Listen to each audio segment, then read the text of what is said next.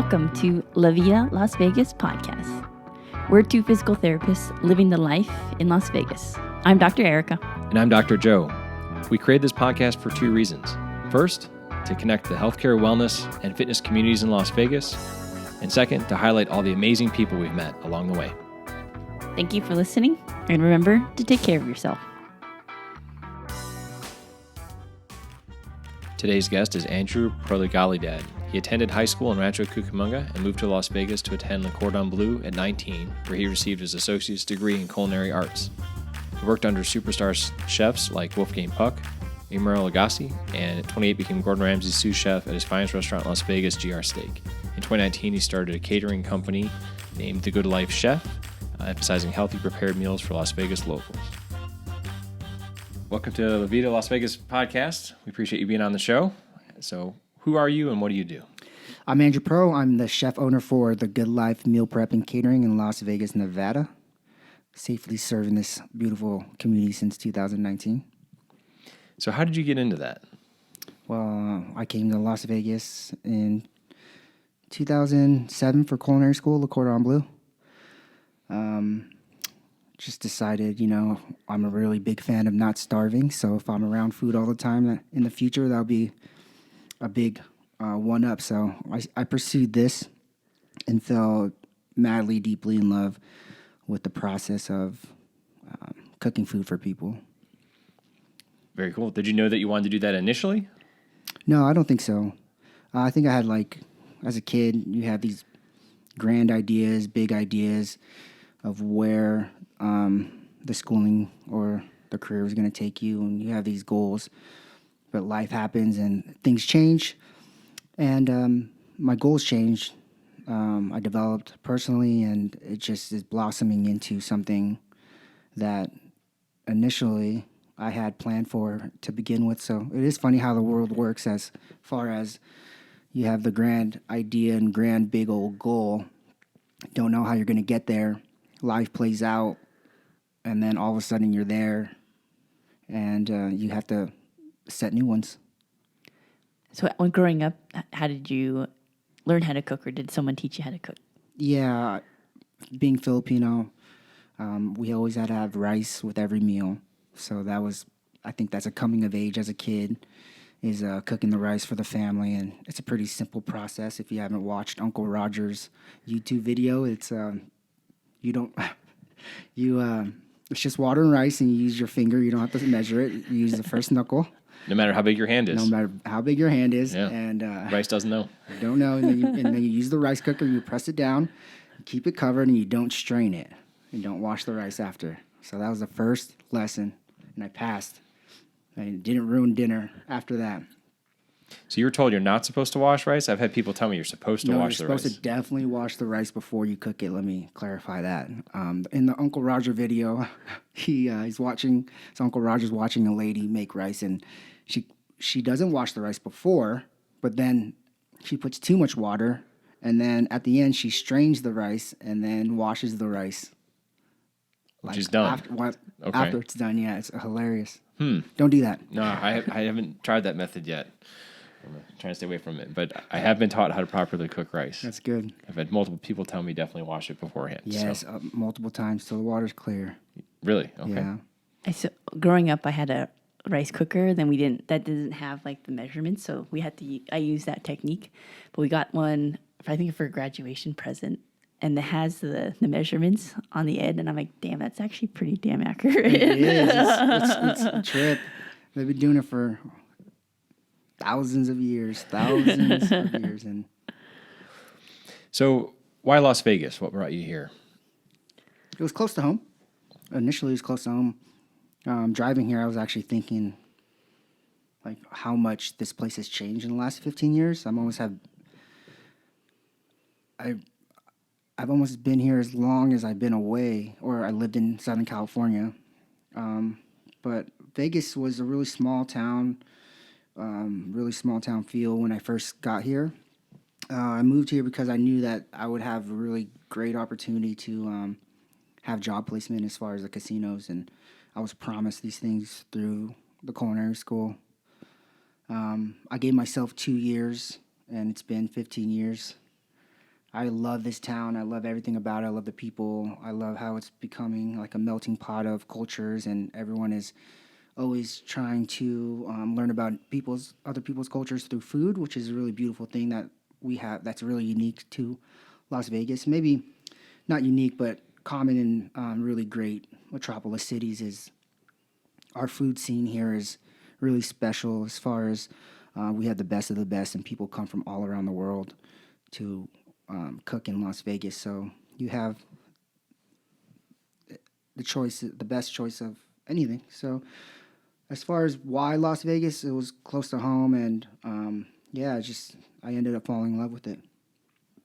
When you're in culinary school, I imagine that everybody has like different aspirations, whether it's like they want to pursue like, French cuisine, or like they want to do Italian or whatever that is.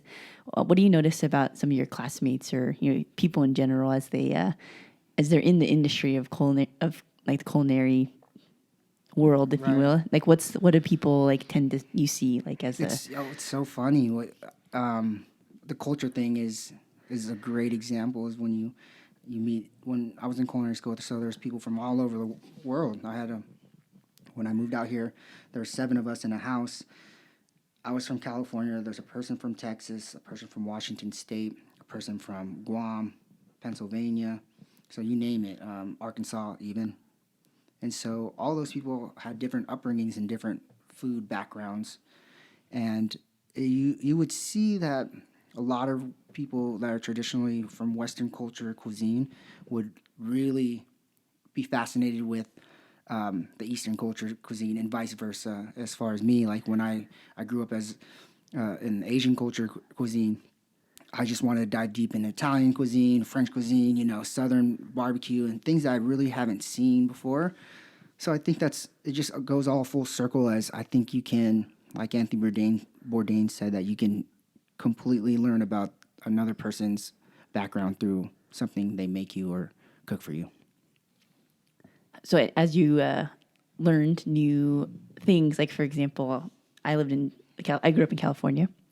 Go to Georgia, and it's like a completely different, like Southern cuisine, right? Like some dishes that are Right. just very classic. Are there anything that stood out to you during culinary school that you're like, what the heck is that? Yeah, definitely.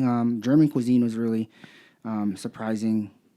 Everything, but it makes sense because a lot of German cuisine is pickled, a lot of pickled foods. But I try to think about why, and they taught us like why these type of foods are pickled a lot, and the reason why they cook the way they do in some cultures is because of preservation of food.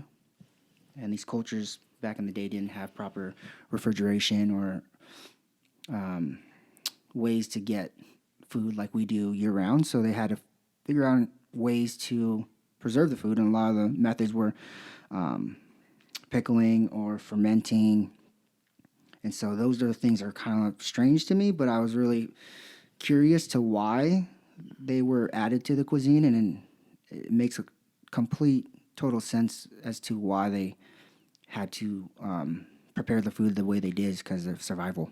And I think there's something about like a pairing of items as well. So I guess people do it with an intention to like, as a current chef, you're like, your intention is to kind of balance flavors, right? Right, But in that time, No, they were just no. like, let's just make sure that we can eat. Right, exactly. No, you're totally right. They weren't thinking of that. They knew that they had the good chefs, or the chefs of the time knew that they were balancing flavors, but I think it was at forefront. They wanted to make sure that they had enough food for the community. So when you're in Vegas, what else do you do to spend your time when you're not cooking? If I'm not cooking, I'm playing golf, or just relaxing, or working out, doing CrossFit, lifting weights. But I love to play golf. I love to be active and, train the mind, just work on myself. But yeah, golf is a big part of my life. I'm actually have a tee time later today after this, to beat the sunset. But I love to play golf. I think there's a lot of different things and metaphors that in the golf game that you can translate to to life. What would be an example? A big one I always talk about is staying stoic in any situation. A golf game is really long. It's 18 holes. You have about 3 or 5 shots per hole, and each shot is a new reset. And you have to focus on the present at all times and not be too overly excited or too down or depressed on the last outcome. I like that analogy because in life, people tend to get down on themselves on a lot of failures, but those things are definitely going to happen in life, and the way you stay stoic in those situations can really translate into the next opportunity that you come upon. Because if you're mad or upset about the last situation, you can bring it to the next situation, and that can really set you on a series of bad, stumbling failures where you don't really want to continue that. So, and even on the opposite end, if you're like overly excited on like little successes, I think that can put blinders on you and take you off the ground and keep you from having humility and being humble. But I'm not saying don't celebrate wins. I'm saying just keep your eye on the larger picture. That's good advice. You're a Ryan Holiday fan? Have you seen any of his books? Ron Holiday? Ryan Holiday? Ryan Holiday. No, I'll check him out. Okay, he talks a lot about stoic type things. He's got a few books about it. I learned that in CrossFit here at 702. One of the coaches. I'd always like have this grimacing face. Mm-hmm. I'd always have like a grimacing face and like looking like I was defeated during a workout. And he just always, during a workout, he just look at me like stoic, stay stoic, like be proud. And, and I think that's a really big thing because you have to really try to control your facial expression. And to do that, it changes a whole like mental thing in your head. I don't know. I'm not a neurologist or anything, but I do believe that if you can change your thoughts and expressions, you can change your outcome. Yeah, for sure. I think it's really influential. Yeah, and when you speak about it, it definitely changes a lot of things that go on in your brain. So if you think about, like on the phone, like for example, people always talk about smiling on the phone, even though you might necessarily see the person. Right. But what that does for your brain is that people can hear that you're smiling, right, even though you might not see them. And that's it. And that brings up a good point of how people can read situations. But it's also in your brain. Your brain actually processes that information with tone. And when you have tone, that actually brings some neurochemical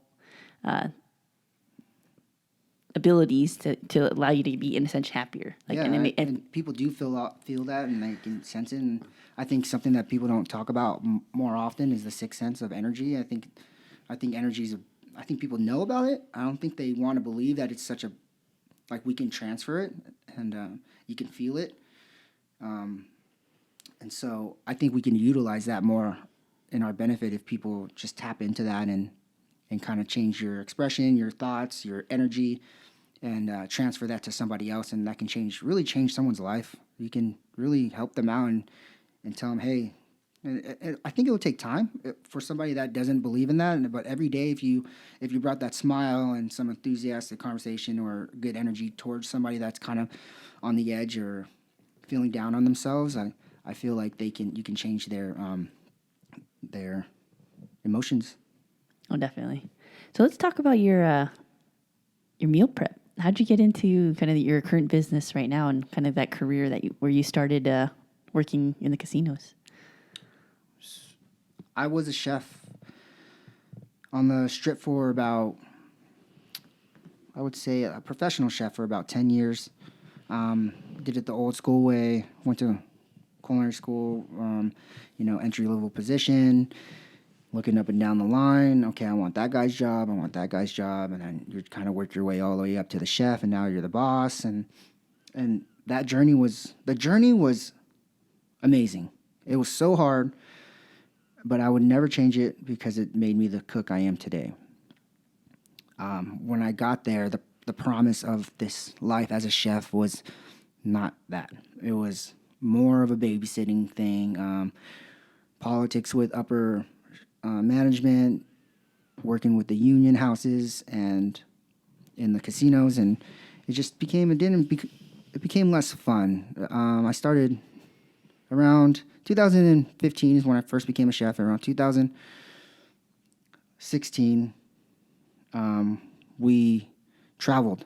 We went to Paris and we went to Europe, and then we came back, and then that was when all that was kind of happening, and I knew right then and there that I've seen so much and that there's no way that I was going to be confined into these four walls, having somebody else tell me what to do for the next 12 hours every day.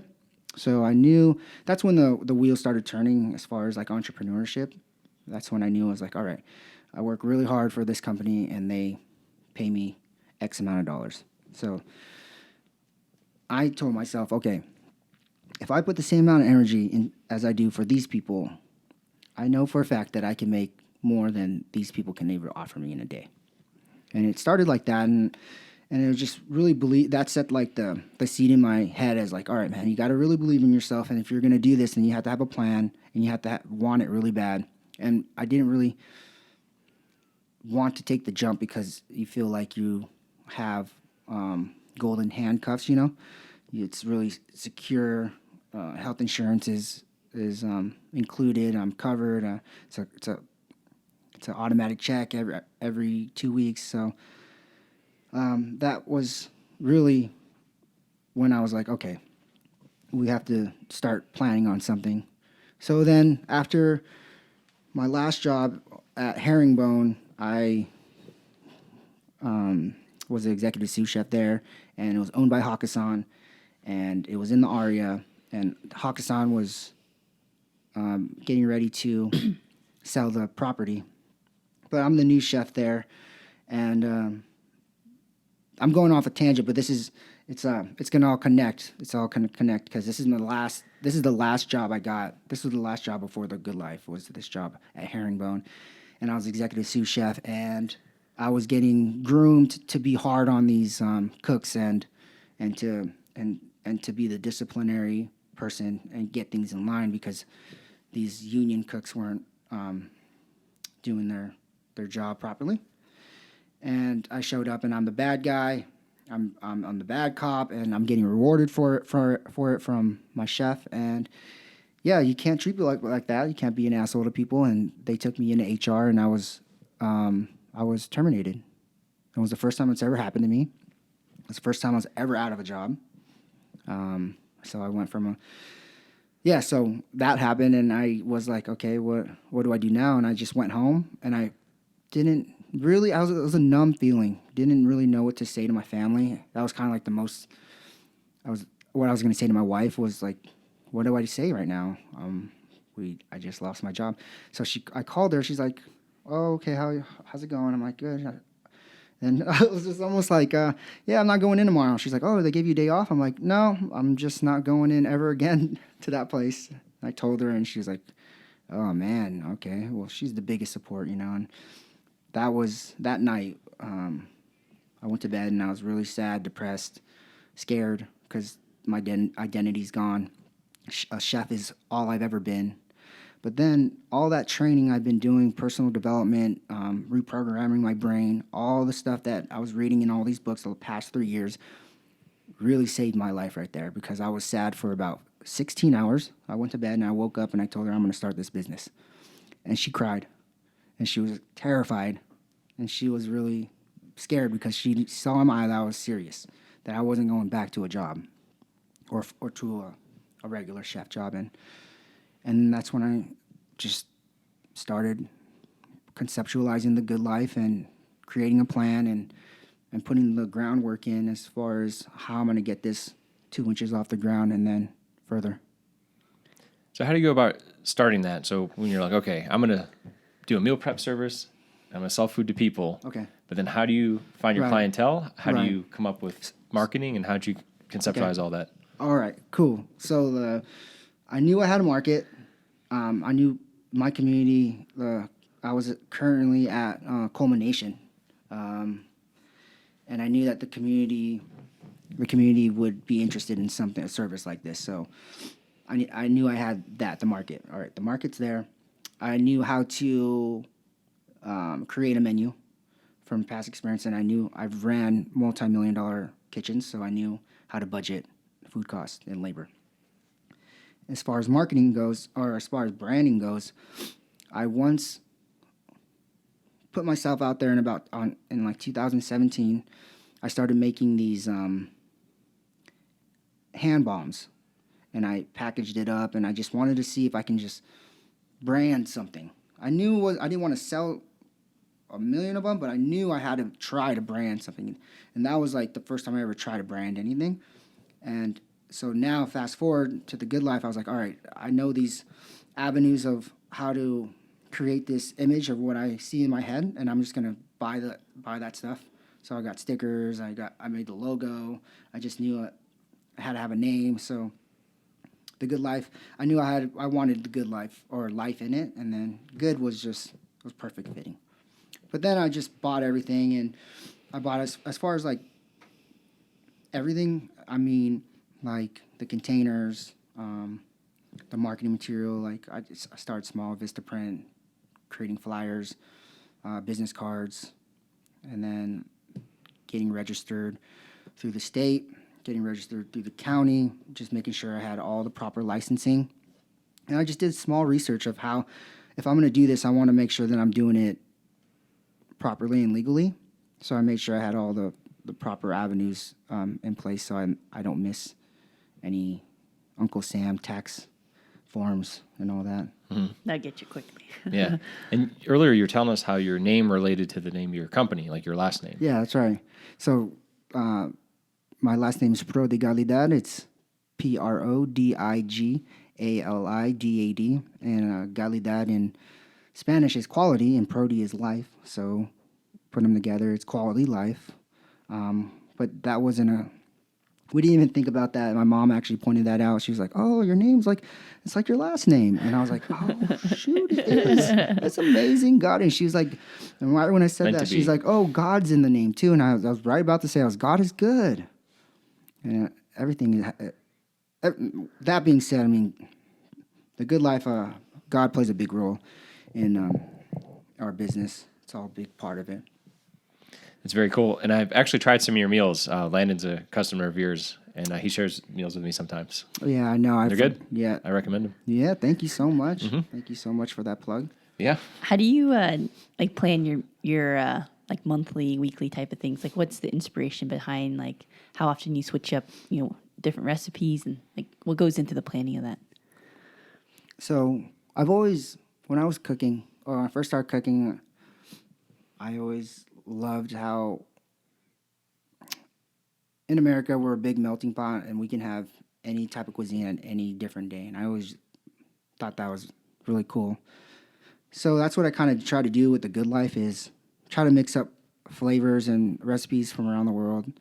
I always try to include different cuisines, at least 3 or 4 different cuisines, so people have different options during the week.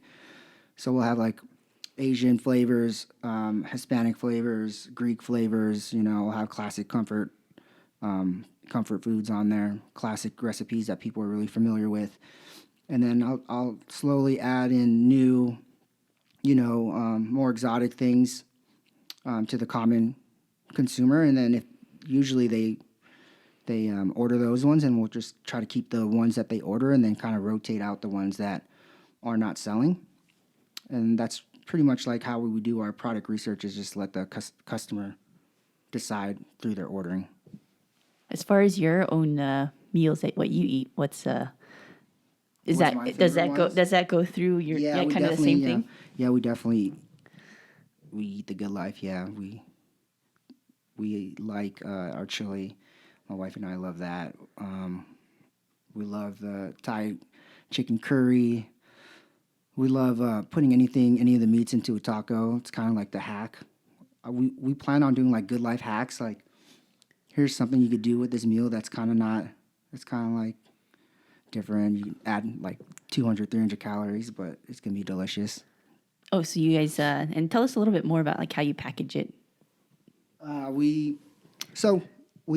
The most important part of our business is cooling everything properly and making sure that the safety of the customer is like the most important part. And with that is cooking everything really fast and then cooling everything even faster. So there's a temperature danger zone between 140 and 40 degrees, and you want to stay out of that as much as possible. So that's majority of the job is cooling it down. And then when it's time to package, it's almost just like being on a line and a line cook. You have all your mise en place, and then we just plate all the packages as far as we look at the menu item, and then just plate it just as it would be on a plate or something like that. You count the macros as well, though, for everybody. Okay. Correct. Yeah, everything's weighed, portion controlled. We have people that want low carb, keto. Yeah, they extra veggies, you name it. They have all sorts of requests. Do you ever hear a title of a diet and you're like, what is that? And you have to go look it up. No one's played a trick on me like that. No, Oh. yeah. They're like, it's primal, pagan, primal. Yeah, something. like where did you hear that? Dinosaur diet. Right. The T-Rex diet. Yeah. Like, where did you hear that? I'm gonna pause for a second. Yep. So we're going to go ahead and take a quick break. And we're back. So over the break, you're telling us that you were doing things to help give back to the community. You want to explain how you're doing that? Yeah, so when we first started, when the pandemic first started, we started offering kids meals to the community and to families to buy for a low cost to help people or families out during homeschool and all that.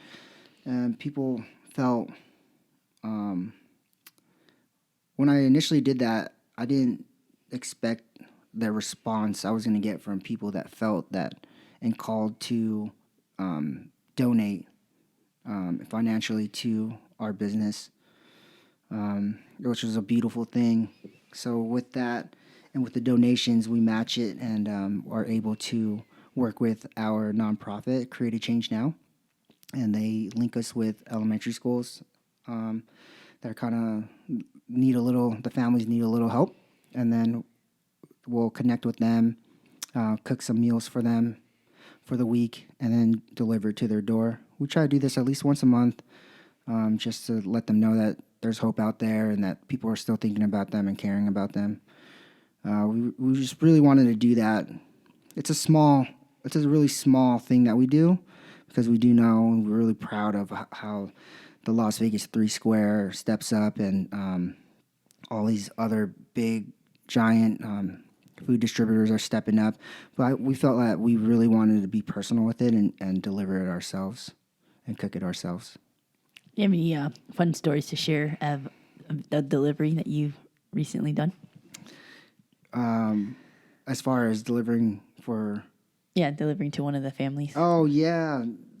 Yeah, absolutely, yeah. I was delivering. So our liaison lady's bilingual, and she calls the family, parents, and lets them know that we're dropping off food and not to worry that a man's coming to the door, a single mother. So we warn them ahead of time. But sometimes the parents don't tell the kids, and we drop the food off, and then they answer the door. I'm like, hey, we're the Good Life. We just brought you some food. That food's for you guys. Just heat it up.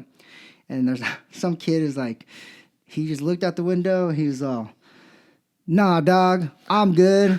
I was like, what do you mean? I was like, no, this is yours. This is yours. Just eat it. Like, we made it for you. He's like, kind of looked at it, kind of like looked around, and he was all, nah, I'm straight. He's a little kid. He's like 10 years old, probably 12. And he slams the door, and I go, hey, Anna, can you call Mrs. Gomez? Because the kid just slammed the door. He doesn't believe that he's getting this food for free. And he goes, oh, yeah, Roger. Yeah, him and his... I was like, yeah, they're real skeptical. And she was like, yeah, they're kind of skeptical. So we'll give them a call and let them know that it's safe to eat. So it's really funny, some of the ways they answer the door. But majority of the time, they're really sweet kids that...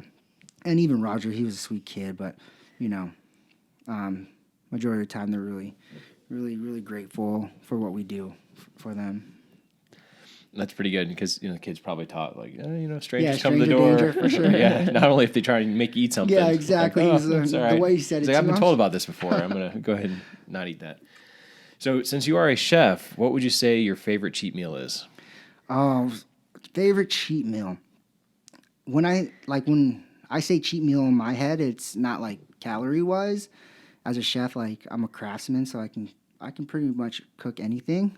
So when I say cheat meal, it's kind of like, what do I want to not cook and cheat on like that way? But I always ends up being like all you can eat sushi. Because sushi is one of those things, man. Like, I've made sushi before for families and friends. Like, it takes hours for like a little bit of food, and then it's gone in 15 minutes. So it's really fun to eat all you can eat sushi in Vegas.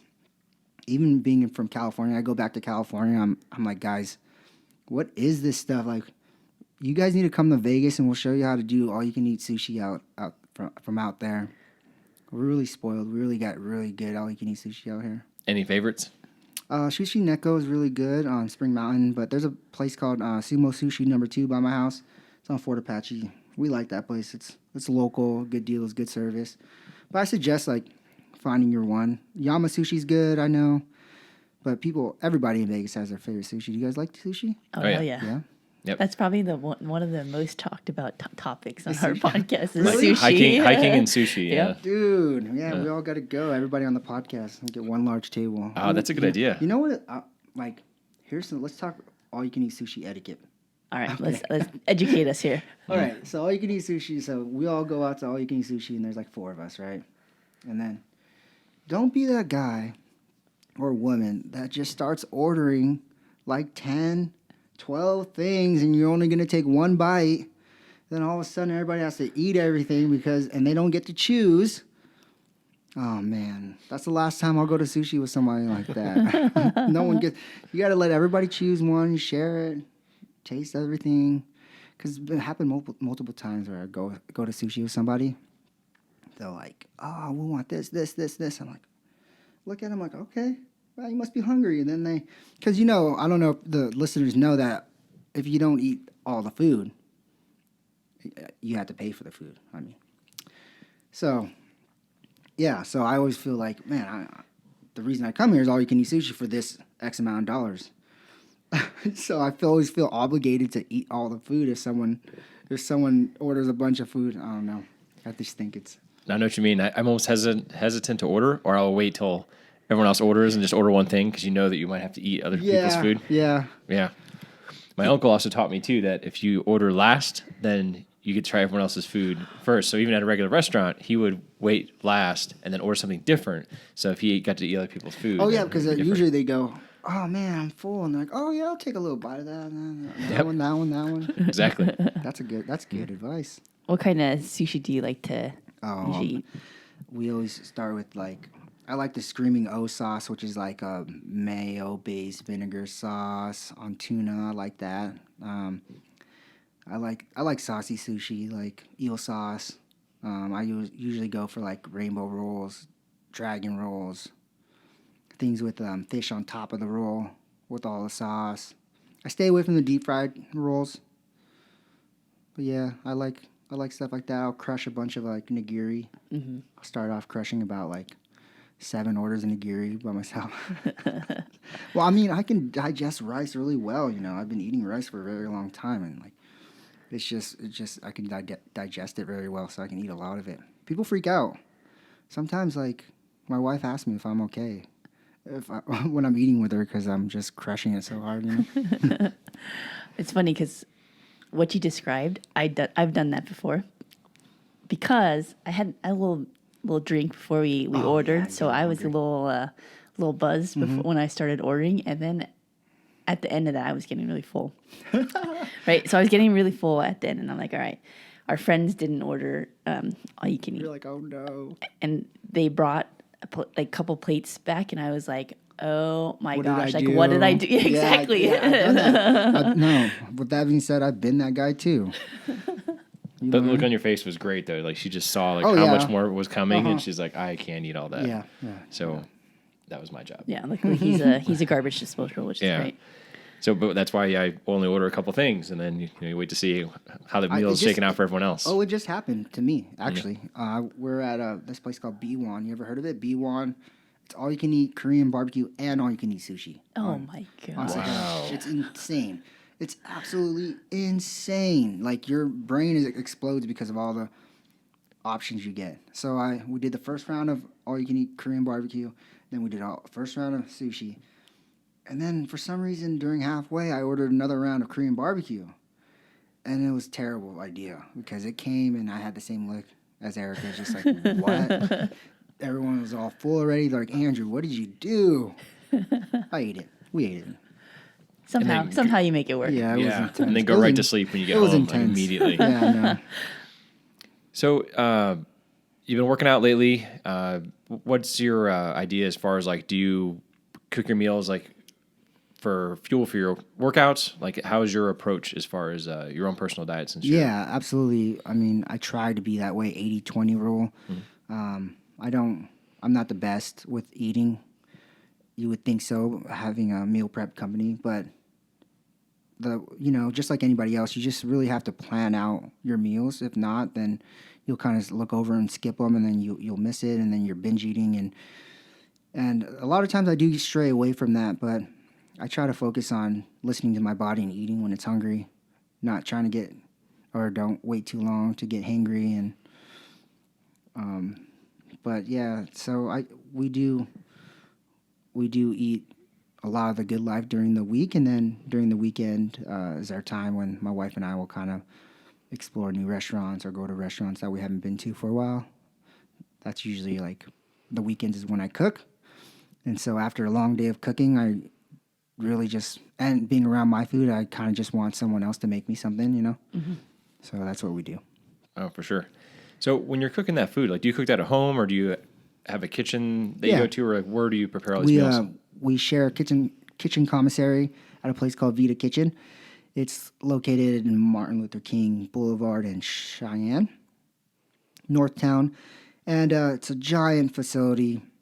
If you guys want to think, the listeners just vision an old supermarket that's been renovated into commercial kitchen space. So everything's already included in it: walk-ins, freezer space, stainless steel tables, and you just bring your own equipment and your own food, and then they provide you with a rack, freezer rack, walk-in rack, dry storage rack, and then you pay monthly, hourly, and it's really simple.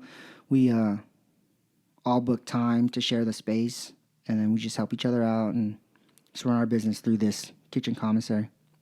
Very cool. So do you have to like bring all the ingredients with you then? No, you can leave everything there, yeah, but like today's Tuesday, usually on Tuesdays I'll go to the market and shop for everything, and then I'll drop it off, and you can just leave it in the walk-in as your dry storage and everything.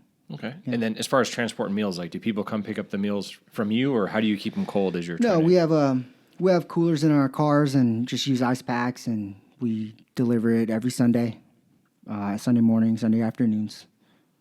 Okay. Yeah, people have the ability to pick it up at Vita Kitchen Sunday mornings, but majority of the time they choose to get it delivered because it's $7 flat rate anywhere in the valley.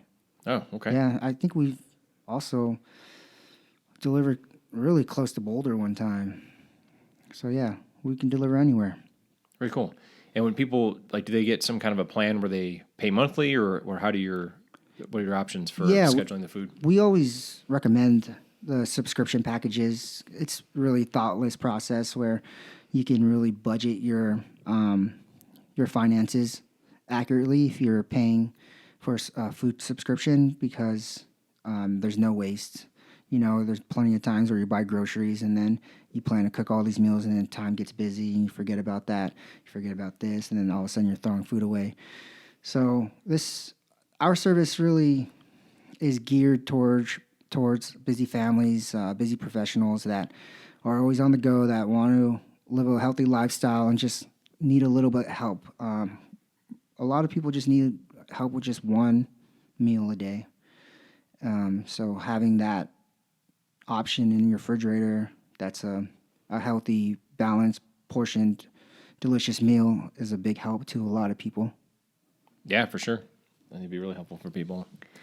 What about when you cook for your families? So what's your, like, for your mom or dad, for example? What is that like? My mom's so good at cooking, and she loves to cook. So I don't really cook a lot for my mom. My dad is a good cook too. So, the the way they cook is different than the way I cook, and there's no way I can replicate the way that they cook. You know what I mean?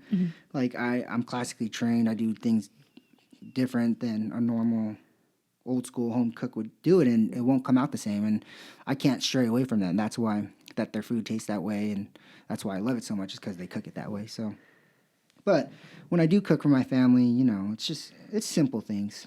It's really simple things, you know, simple dishes, something probably special like they don't really have all the time, probably like risotto or, you know, braised meat, something like that, oxtail or braised ossobuco. Just something classic they don't see often, you know, pastas. What's your favorite meals from your parents? Like something that you are like, go home and you visit them. What's something that you my love? mom makes really awesome, like these chicken wings are really amazing. And they don't need sauce or anything. I don't know. They're really good. I really love them. My dad makes like really good chicken adobo that I can't really make the way he does it. Yeah, it's classic comfort foods like that. These little small dishes you grew up eating that you're like, oh man, I remember that. Yeah, I don't know. I'm pretty sure you guys have it too, right? Like, Oh yeah, you definitely. go back home and it's just like that meal. It's like, oh yeah, I remember that. I'll take like 5 plates of that. Absolutely. I always ask my mom to make stew when I go home. I don't think I have the patience for it. So the way that she makes it, I think she does all the proper things to do it, and I'm just like, let me just throw it in the. Always all the right ingredients, the same ingredients. So is there anything that you don't like making? Oh yeah, I mean, things that that keep me away from the fire. I like staying by the fire, so composing lots of salads. It's not that I don't like them. It's just a tedious thing that because I care for them. You know, I just don't want to throw them together. I know what it should look like. I know what it should taste like. I know how to make it better. If I know how to make something better, I'm going to do it that way. And that's what, I can't scale it down. So I just know that I'm going to have to go through this process. So it's not that I don't like making it. It's just, I'd rather be by the fire. What's a common mistake that you see home chefs do as like a classically trained chef? Oh, putting cold food into a cold pan, or putting food into a cold pan. So not heating it up before? Yeah, not preheating their pan if they want to achieve like crispiness or get color on something. Overcrowding a pan is a big one. Not using enough salt is a big one. Yeah, things like that. I think cross-contamination, I see that. That scares me. I feel like I need to do more videos on what not to do as far as touching different things and then touching different things. Like when they're touching raw chicken. Yeah. Then making a salad. Making a salad. Exactly. Gotcha. So there are a lot of different shows about cooking on Netflix. Are there any that you recommend or that you recommend to stay away from? Oh, man. There's some really good ones. Chef Show, I think it's called, with Favreau. Man, that one's cool. With Ro Choi. We love that one, yeah. Oh, they're so down to earth, and it's like, man, those guys I just want to hang out with those guys. And then like how serious Favreau is with the way like he teaches them, and then he's like really serious about it, which is really cool. It's like, man, you're so humble. Like, you're the creator of Iron Man. Like, you're the guy that created Iron Man, and you just are really focused on learning how to cook properly. I think that's cool. They have a new one with barbecue, Chef Show with barbecue. I think that's cool. Yeah. I think I like those ones. Gordon Ramsay's is really interesting. He's just like the most intriguing, right? Kind of like get sucked in the way they set up the shows. But yeah, I like those ones. What about you guys? What do you guys like? Have you watched much Alton Brown? Oh yeah, Alton Brown. They gotta bring that guy back. I remember growing up with Alton Brown. I grew up with all the classic ones like that. I think that he's redoing Good Eats, I want to say. He's got to. It's amazing. I think it's already maybe one season in, and what he's doing is he's going back and he's looking at old shows and he's doing like criticisms of them and saying what he would do different and That's cool. things that he's learned and some of the stuff that was maybe incorrect information. Yeah. But I was correcting himself. Yeah. That's cool. It's really cool. I like him a lot. I don't know if you've ever seen Cutthroat Kitchen. Oh, yep. I remember Cutthroat Kitchen. That's like you have a certain amount of money, and then you can sabotage other people. It's like, they're like stirring their food with a rubber chicken or something. Yeah, and it's all about drama. Yeah. The Chopped. Oh, I like Chopped too. Chopped is like, of course, Chopped wants drama. You don't think that Chopped can afford another ice cream maker? Right. They only have one ice cream maker, and then everybody wants to make ice cream. And then it's like, oh, who's gonna make ice? Oh, they're both making ice cream. Oh, who's gonna get the ice cream maker? Yeah. So your kitchen where you cook at, it's not like that, right? No. No. Sometimes like it gets booked and it's very busy, and like you can't be a jerk about things when you're shared communal space like that. You got to be able to work together. Yeah, for sure. So what's something that you've learned and you wish you knew sooner? Oh yeah, how to treat people better. Don't be a jerk. If you set clear expectations, clear guidelines, and show them properly, you don't have to be a jerk about things. I was groomed. I was at the tail end of the kind of rough lifestyle of chefs and how chefs treated you. Like my mentors and my chefs were in that generation of hard love and yelling and calling you names and belittling you to get productivity, to get a response out of you, so you work harder. That was kind of like the style of chefs, which is crazy now that I think of it, because I could never imagine treating people like that on my dollar, or paying somebody. I couldn't even imagine. So that's something I wish I knew sooner in the restaurant business as a manager, was how to control my emotions, and then how to just clearly convey what I wanted to be accomplished. Because I think anger, is mistaken for fear for everybody. I think when you get angry, I think really you're fearful of something that you can't control. So then your mind just goes automatic to anger, and to this place of like just hostility. But if you like think about it more and then try to calm yourself down, I think you can convey a better message that way. Yeah, and I think people respond typically better if you have. Yeah. But it takes time, unfortunately, sometimes. Oh yeah. Yeah. Yeah. I'm glad like I said, I'm glad. That was a crazy moment when I got fired, for being a jerk, but I'm kind of glad that happened. I'm really glad that happened, because if no one called me out on my bullshit, I'd be still a jerk. So that's good. Maybe you wouldn't have your own company. Yeah, exactly.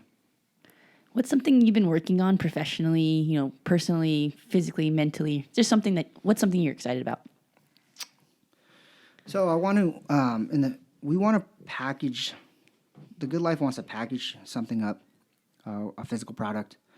And along with that, we also want to start helping other businesses, because they see us. I have a lot of friends in the business that see me doing what I'm doing, to see what's happening with the Good Life, and a lot of them are like, have these questions like, how are you doing this? Like, what do I need to get myself up and running? So, and I find great joy in that. And when I work with other entrepreneurs in the commissary, that's one of the beauties with it, is being around like-minded people, and having the ability to bounce ideas off of each other and help each other with marketing growth, with organic social media growth, or just coming up with strategies that we can share with each other that can benefit our businesses in the future.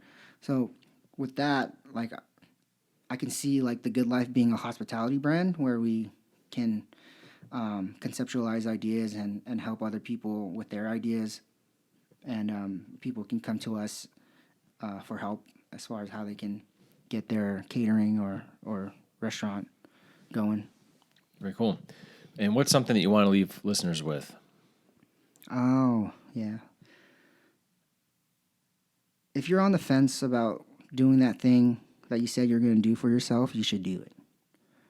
And I think the person that's listening to this that really can use that is, I think you should really do the thing that you promised yourself you were going to do. Take action on on that business. Take action on those goals that you promised yourself you're going to do. Just tackle it one little thing at a time, and do that thing for yourself. Just hold yourself accountable to what you said you deserved when you were feeling that in the moment.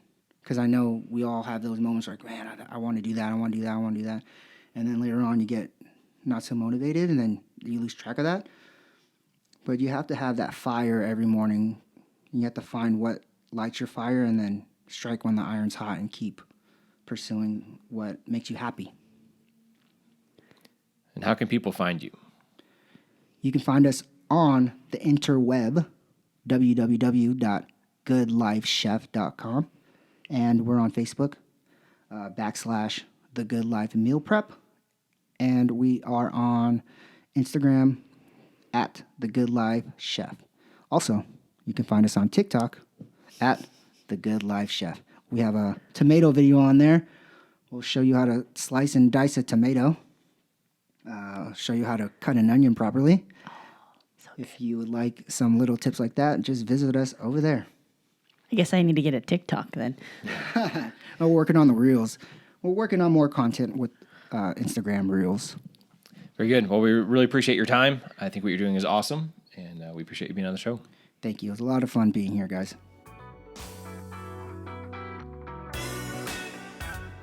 We'd like to thank you for listening to La Vida Las Vegas podcast. We hope you enjoyed the time with our guests as much as we did. It would help us out so much if you could share, subscribe, or review our podcast, or any combination of the three. Thanks again, and remember to take care of yourself.